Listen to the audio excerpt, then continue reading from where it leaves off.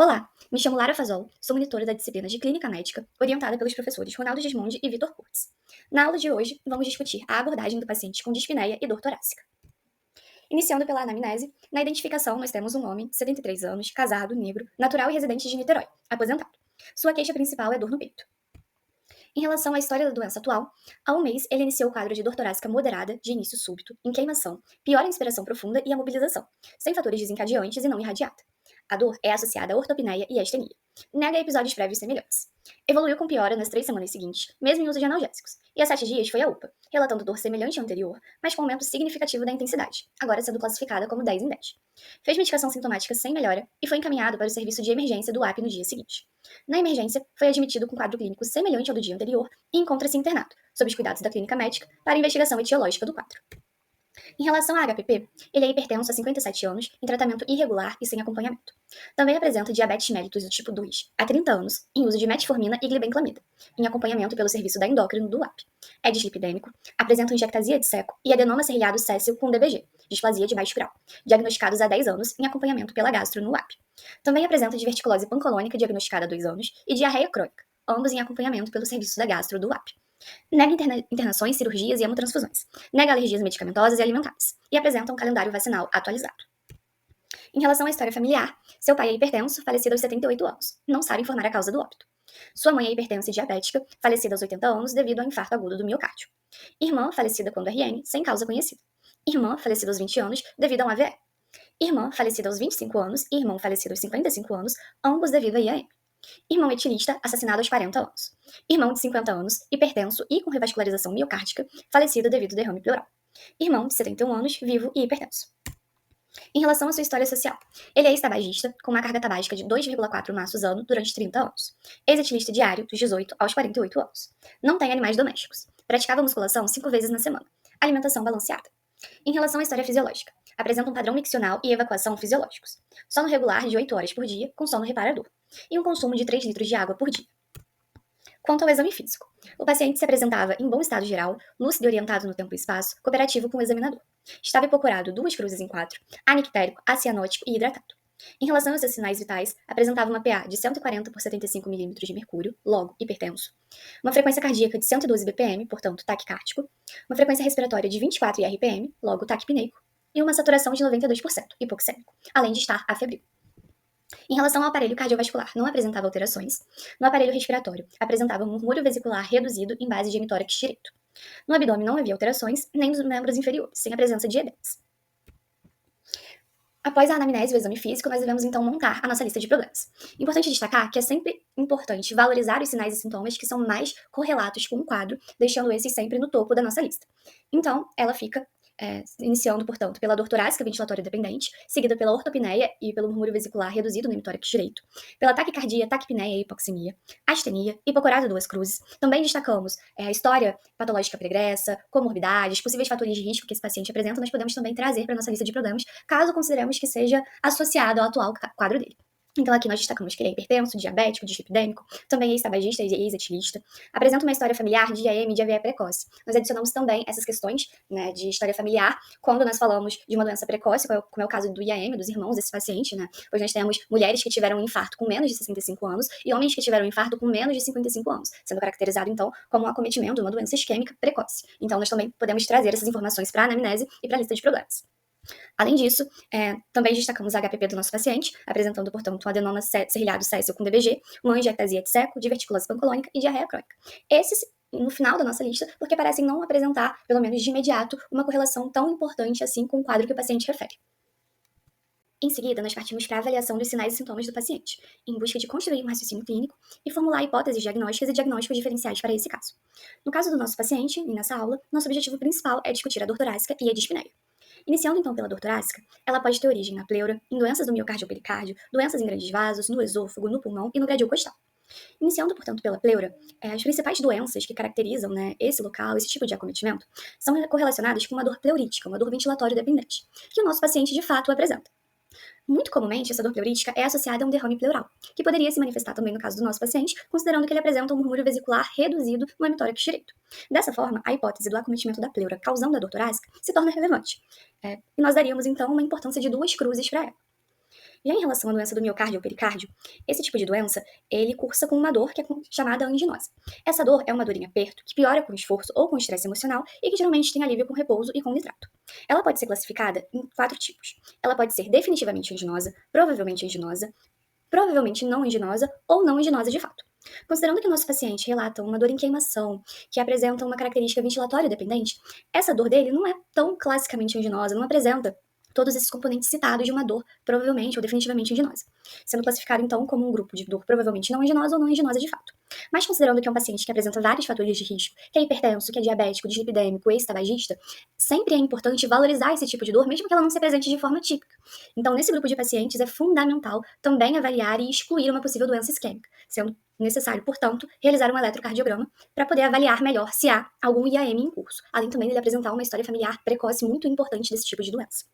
Então, apesar de não ser uma doença provável, nós damos uma cruz de importância para ela, por ser uma dor torácica, enfim, um paciente com múltiplos fatores de risco, e avaliamos e tentamos excluir esse tipo de doença. Outra hipótese, né, possível como causa de dor torácica é a doença em grandes vasos, que no caso pode se manifestar como uma síndrome aórtica aguda, que é a dissecção aórtica, ou como um tromboembolismo pulmonar. Falando primeiro da síndrome aórtica aguda, ela se caracteriza por uma dor súbita, que já começa com uma intensidade muito alta e que apresenta uma irradiação para o dorso, com uma diferença de pulso e de pressão entre os membros que é importante e facilmente averiguada. No caso do nosso paciente, não há essas queixas, não há esses sinais, portanto a dissecção aórtica aguda se torna pouco provável.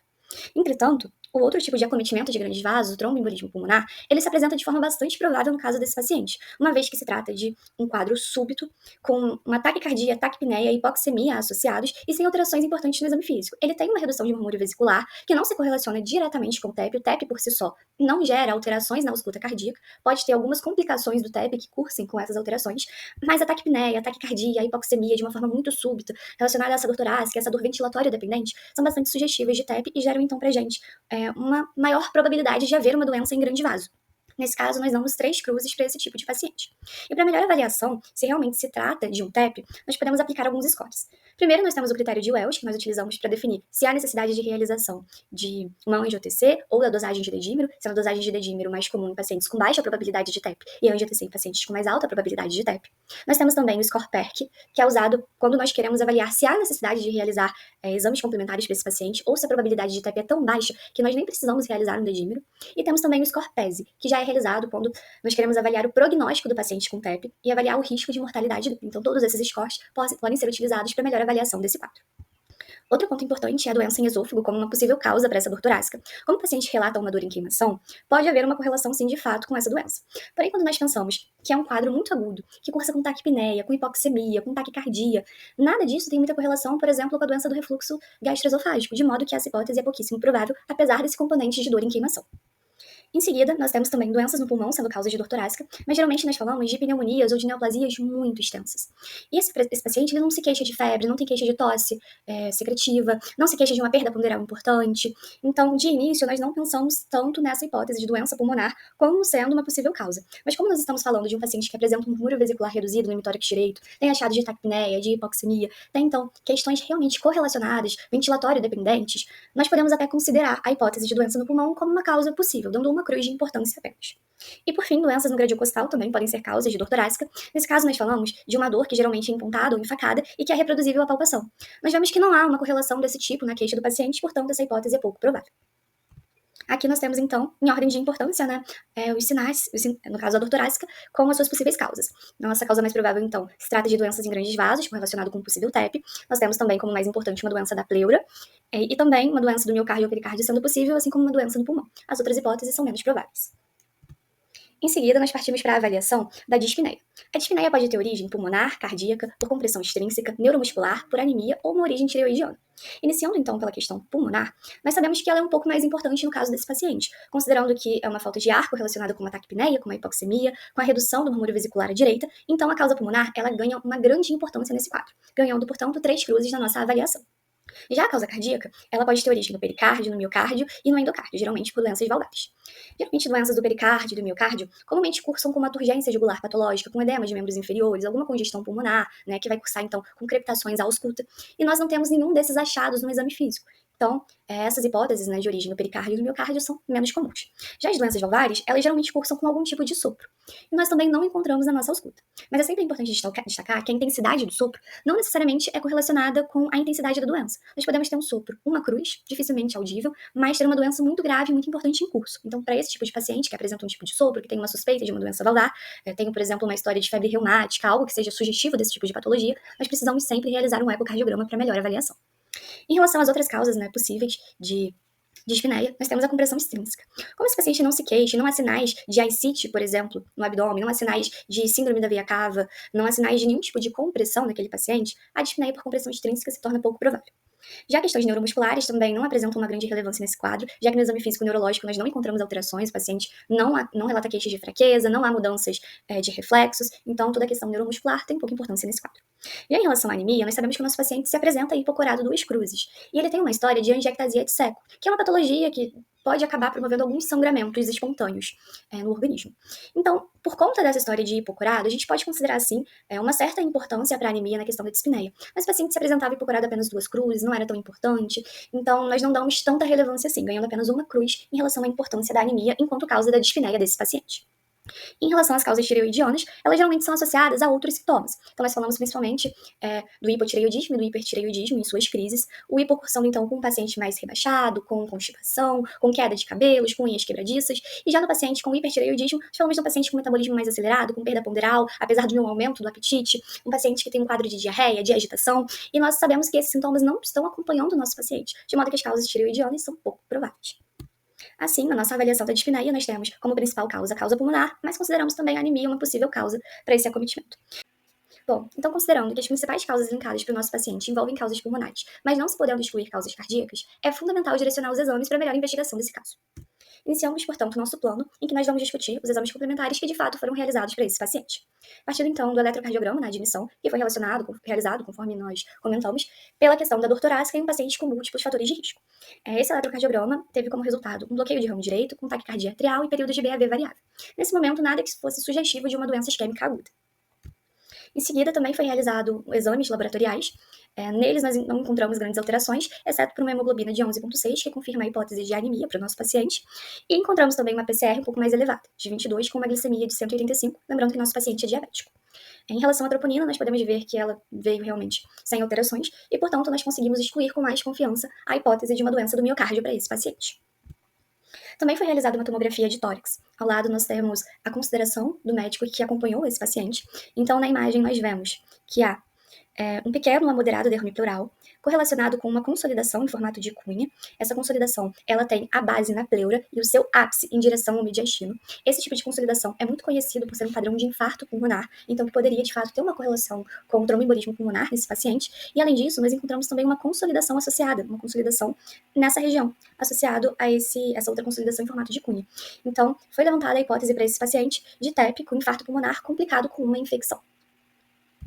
Para melhor investigação então do TEP, foi realizada uma angiotomografia que identificou uma falha de enchimento subsegmentária direita.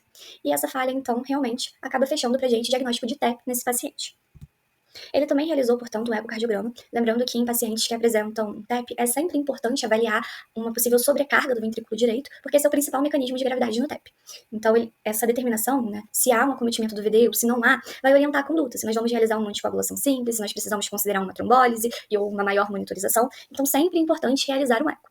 No caso do nosso paciente, nós não tivemos grandes alterações no eco, felizmente. Ele tem uma fração de ejeção preservada de 65%, um volume limítrofe do átrio esquerdo, espessuras musculares preservadas, função sistólica biventricular normal, sem alteração segmentar em repouso, uma função diastólica do VE normal, uma regurgitação mitral e tricúspide leve e uma PSAP de 42 milímetros de mercúrio. A PSAP sendo então a pressão da artéria pulmonar, que está aumentada, porque o valor de referência acaba sendo de 35 milímetros de mercúrio.